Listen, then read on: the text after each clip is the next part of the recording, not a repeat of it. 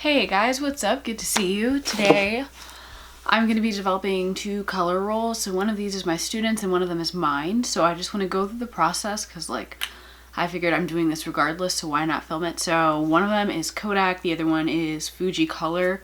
So I am using a C41 kit to develop the chemicals. I've actually already made the chemicals, but I want to show you kind of how this is done. So pretty much, because this is photography, this cannot get exposed to light. The film is in here, the photos have already been taken. And so in complete darkness or in a black light tight bag, which is what I'm going to be using today, I'm going to get the film into this tank. This is a Patterson tank, it's plastic, they tend to leak a lot. They come with this funnel that is light tight that allows you to insert the developing chemicals into the tank so that it can reach the film without getting any light into it. And then there's also these two reels. And so to kind of explain the process, I'm getting the film onto the reels. Mine's gonna go on one, my student's is gonna go on the other. And then I'm just gonna go ahead and place this in here, lock it with the funnel, and then we'll move into probably the bathroom where I'm gonna be developing these chemicals.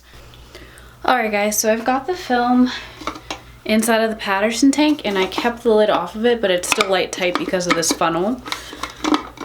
So something that I have to do now is, because this is color film, is I've got to use a thermometer to make sure the two chemicals are at 100 degrees. I will show you the two chemicals. We've got the color developer and then we've got Blix, and Blix is a mix of bleach and fix, which works for color chemicals. I actually think developing color is easier than developing black and white because it's like you can do it with just like two chemicals. I mean, you can do black and white with two as well.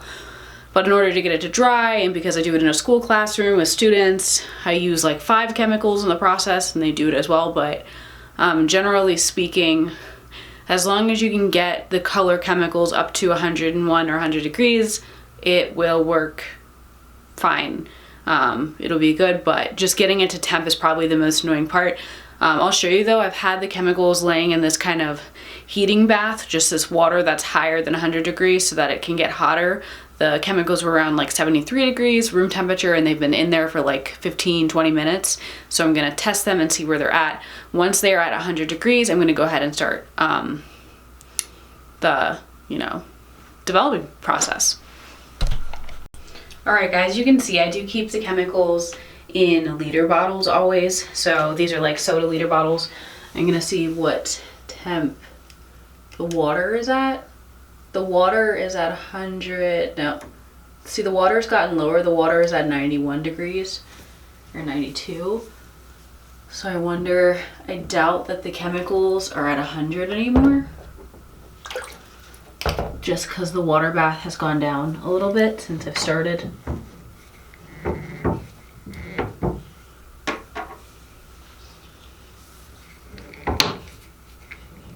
Oh gosh, I suck the air out of these until they get harder and harder to open every time I do this. Hold on. Our developer is at like 91, 92 degrees. So I have a feeling that the Blix is also not as hot as it needs to be right now. Okay, so I'm gonna dump out this water bath.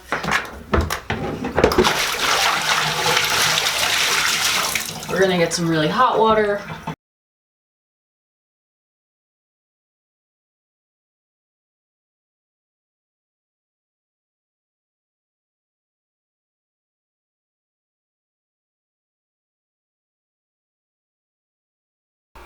Alright guys, so we're going to go ahead and start developing. So the last thing we're going to need is a cell phone because we are going to have to time all of our times.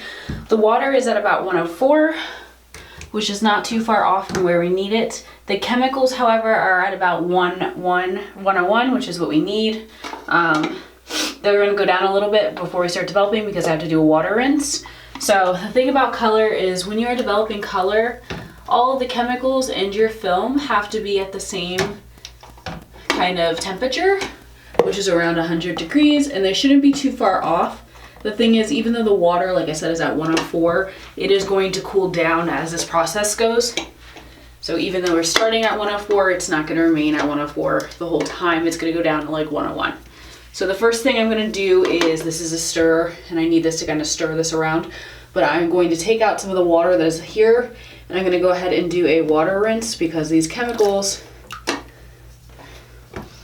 have dye in them. So I'm just gonna go ahead and pour some water in here. Get this at 101. And I don't have to do water rinse for a really long extended amount of time, but this will help kind of weigh down the tank a little bit. And I'm just gonna rinse out some of the dyes. You guys will see, because it is color, this is gonna turn like a bright red color. And I'm gonna keep this water in for about a minute. So let me set my timer. This will stay on for a minute. And then I will go in with the developer. And for the developer is gonna go for about 3 minutes. But we can leave this water wash in for a minute, and I'll just turn it every like 10-15 seconds.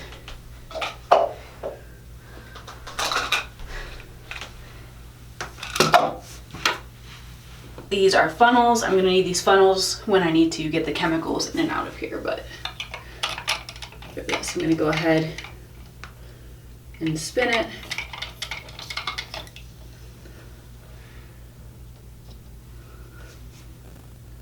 The more precise you are, the more accurate the film will come out.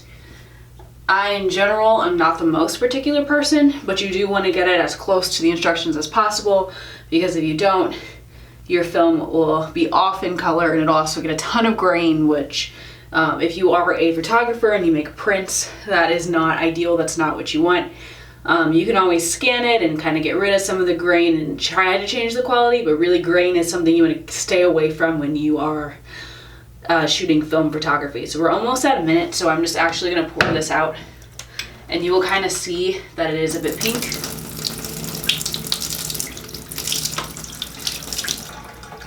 And that was just the water. It is, of course, a different color because of the chemicals. All right, so now we're going to go in with our developer. Our developer is going to be for 3 minutes and 15 seconds, and we're going to go ahead and spin it every 10 seconds. So I'm going to put this developer in until we can't really see it anymore. I'm going to make sure this has got to be hot. It's got to be down to temperature.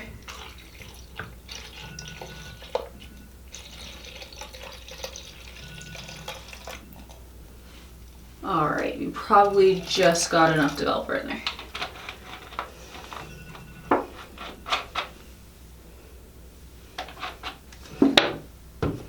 Ah, eBay, we love eBay. Okay, so with this, I set 3, let me spin it.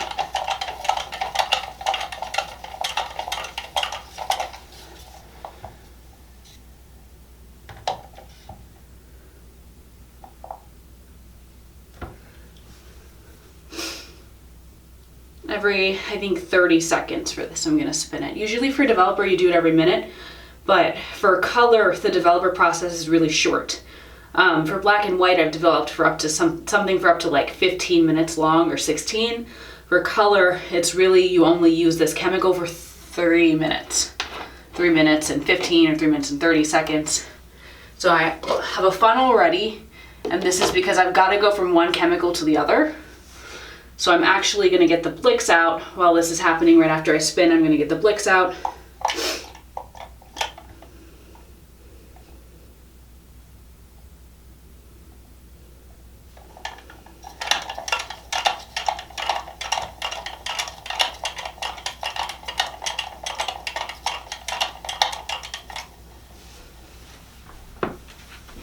And I'm going to go ahead and measure the time of the Blix in about a minute, because I don't know what the Blix temperature is at, but I hope it's at the right temp.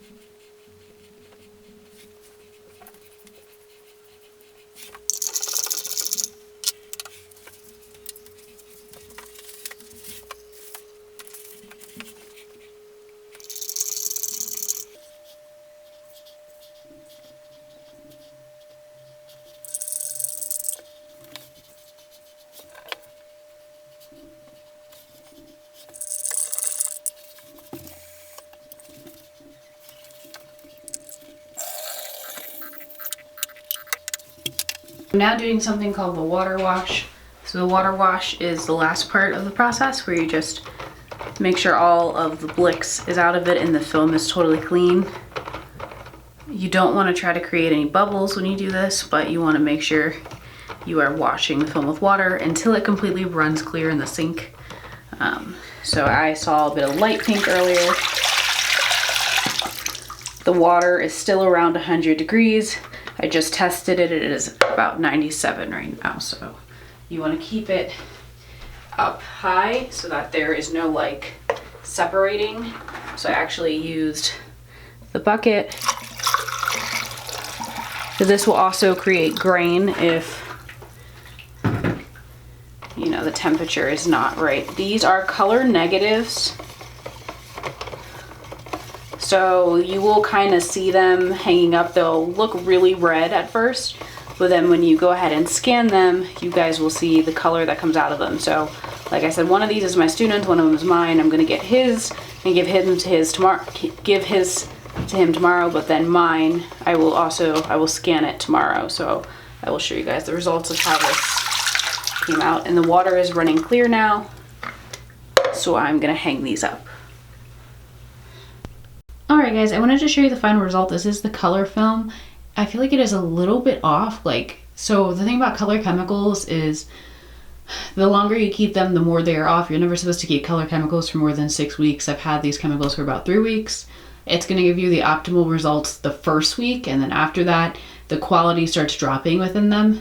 You can keep these chemicals for like up to 6 months if you like suck the air out of them and preserve them well and hide them and keep them covered away from light so the silver doesn't mix and stuff. But it's like when the quality goes down, I don't know if it's worth it. It might be better just to develop as many color rolls as you can within the time span before the chemicals start to degrade in quality. Okay, so see, you can see the numbers, and it says this is Ilford, and so you can start to see these are like pictures of trucks, and you can see his film as like a negative. These are negatives, like I said, and you have to scan them to get them as a positive, which he'll do in class. And then here's mine, and I have the photos on here as well. You don't really want to touch film while it's drying, so I'm trying to turn it around for you.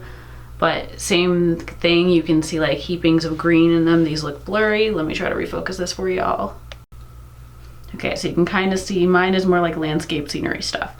So yeah, that is what the film looks like. It's gonna dry up here for 24 hours. And then, yeah, I'll show you in the morning.